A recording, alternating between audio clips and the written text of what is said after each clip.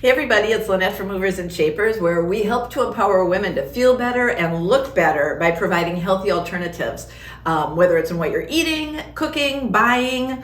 That's why we've got Cooking with Lynette and Shopping with Lynette, so I can give you some of those healthy tips. Well, today, before I get started, don't forget to subscribe. Don't forget to hit post notifications so you know when I'm posting new videos. And please like this. And if you do really like it, please share it far and wide. I really want people to start eating healthier. And it's not as difficult as you think. And that's what everybody thinks, that to cook at home, it has to be a big ordeal. And and if it's gonna taste good, it has to be not healthy. That's not true. You can have healthy, delicious food that's easy and affordable and simple to cook. And that's what we're doing today. Alrighty, so today we're doing lemon caper chicken. All right. So I've got a couple very large chicken breasts here. Very large chicken breasts. I don't know why I think like that. Okay, and what I'm gonna do is slice them so they're thinner. I don't have a pounder, and to be honest with you, I don't know, I don't like pounding meat. So I'm just gonna slice this in half so they're a little bit thinner. You can actually buy, okay, so here we go. You can buy thin sliced chicken breast. You could do this with chicken tenders, and I actually thought about doing that. But the truth is, these are Amish chicken breasts, and they were on sale. They have no hormones or nitrates and chemicals injected into them, so I wanted them.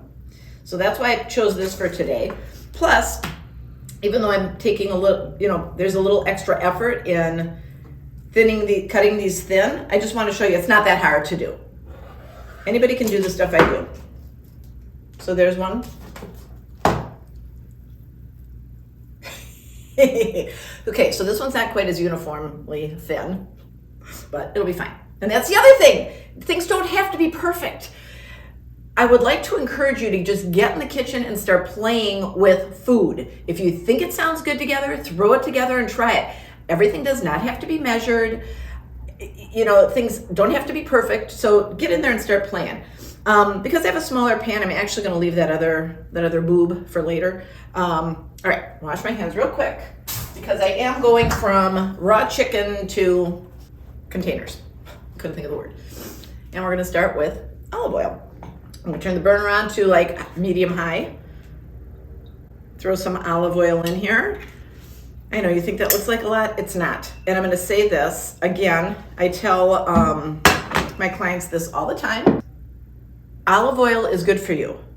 Good fats are good for you. Do not be afraid of good fats. What are they? Olive oil, walnut oil, avocado oil, coconut oil, avocados, and actually even coconut cream or coconut milk. And I'm talking about the stuff in a can. The full fat, you could even do that, the half fat, but that type of fat is not bad. Now, with that being said, you don't want to overconsume fats. You can't, you could put olive oil on everything if you're just drizzling it, because here's the deal. We need fats for our brains to function, our joints to function, for energy, for satiety. One of the reasons people who are on diets and restricting fat are always hungry is because you need that fat to keep you feeling full and satisfied. The way I teach people to eat, you are never hungry because we regulate blood sugars. You're always satisfied because there's no deprivation. It's all about eating good, healthy food, and a lot of it. It's not about eating less, it's about eating more. Oh, there we go. I hear it sizzling, so it's ready for my chicken. We're gonna season this up. I'm gonna turn it down.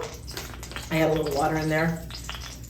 With some Lawry's, garlic powder and onion powder. Those are my go-tos. If you've watched any of my other videos, you've heard that over and over and over again. I don't have pepper here, but I do like salt and pepper. I forgot to bring it. All right, because this is sizzling, there we go. And then the other one. Swirl that olive oil around. Let's cover that up.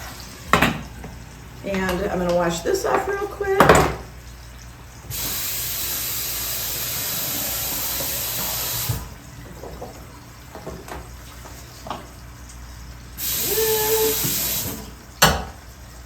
And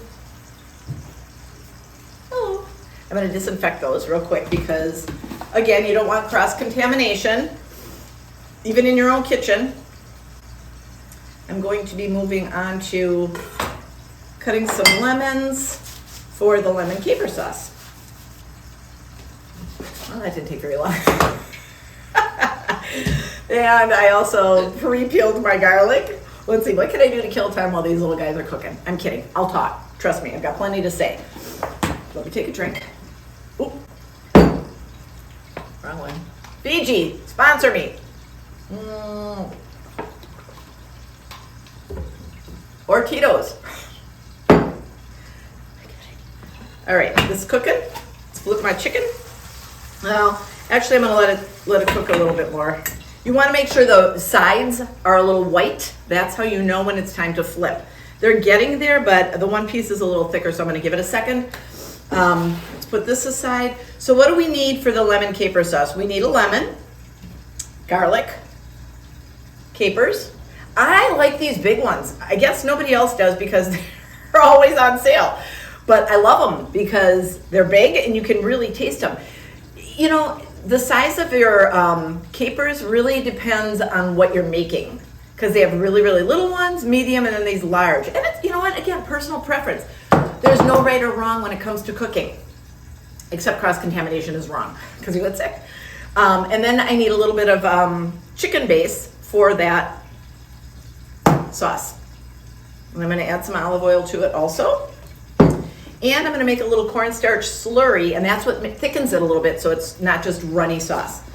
Okay, now you can see it's getting white around the edges. Time to flip. Oh. Look at that. Doesn't that look yummy? Yes. Sarah gets to eat this food when it's done. We get to taste it. All right, I'm gonna set that right there. Makes my little slurry. So I just take a bunch of cornstarch. I like to make more and I make it thick so I don't have to use as much. Add some cold water. You know, movers and shapers, YouTube viewers, I hope you appreciate that this is not some fancy studio kitchen, but I'm really working in a working kitchen so you can see how this is done. You know, you don't wake up in the morning and have all your little stuff chopped up, right? Or you just throw it in a dish, like a lot of these. No offense to other cooking channels who do that. That's not my MO here. I'm not trying to slam them. But I want you to see that you can do this even not being prepared. Like I didn't have these things 100% ready. I'm showing you how you prep it and cook it from beginning to end, and it can be done in a short period of time. And honestly, it's a lot quicker if it was in my kitchen where I know where everything is. But I love this studio kitchen. Thank you, Sarah. All right, let's see. You know how you can tell when your chicken's done? By going like that. Also cutting into it, and also the real correct way is using a thermometer, but to be honest with you, I don't even own a thermometer. If you're new at cooking and you're worried about that, get one. This chicken breast, I'm gonna show you. Needs to be cooked a little bit more. See, it's got this thick part. You can tell just by even peeking in there. It's still a little bit pink. So we're gonna leave that in here for 1 second. I'm pulling this one out and putting it on my cauliflower rice because I don't want it to overcook. This is a cauliflower rice quinoa blend. The quinoa adds great protein, great fiber, great nutrients. Quinoa is an amazing protein source. It is not a grain, which people think. It's a seed. But when you're consuming it, if you don't want to count it as a grain, you count it as a protein, which allows you for another good carb, something like sweet potatoes or squash or pumpkin. No matter how healthy you are, you really don't want to have more than one good carb or one good starch a day. That's where our society has, gone haywire. So I'm going to put this one here in wait for the lemon caper sauce. Let's let this cook for a second. But I don't want to take more time, so I'm actually not going to cook that longer. I'm going to put it in a bowl.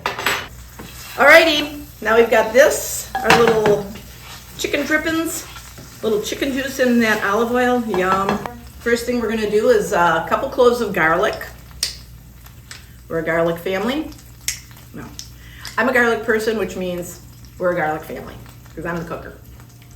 But it's funny because not all the things I like are enjoyed by the rest of the family. Like super spicy food. Did you see my reel on the Dave's Hot Chicken Reaper? Oh my gosh, it was so good. Hot but good. I loved it. We're gonna have to keep an eye out for that reel. All right, let's just set that there. Ooh. You know, it helps to cook if you like to eat. So if you like to eat and you know what you like, you will be an excellent cook. You just have to get out there and do it. All right, now I'm gonna put the lemon in. Hey, where's my lemon squeezer?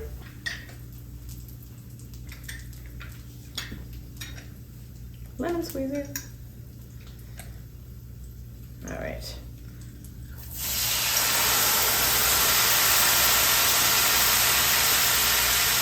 I'm only starting with half a lemon, and if I want it lemonier, I will add more. I'm gonna turn this down. I don't know why it's sizzling so much. Maybe I put it on the smaller burner.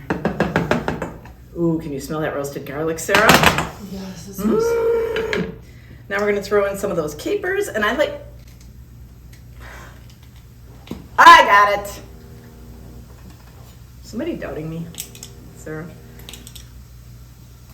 All right, throw my big capers. I like a little juice going in there too. Capers have such a good flavor. Actually, have you all ever had caper berries?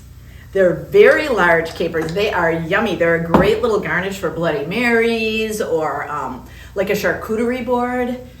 And they take, you know, the first time I had them, there's a lot of seeds in them. I was like, what the heck is this? I'm like, it tastes like a caper. In fact, I may do. Now, look. All right, now I'm gonna make a little broth. We're gonna put a little water in here. And again, you just pick how much. Why is this doing that? Sorry, we're working with it.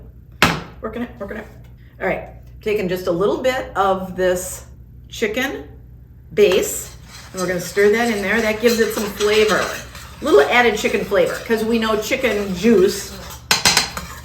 Oh, someone's freaked out by the metal on metal.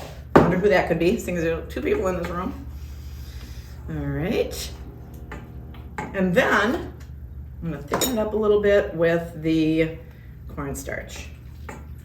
Okay, let's take a taste. See how this is.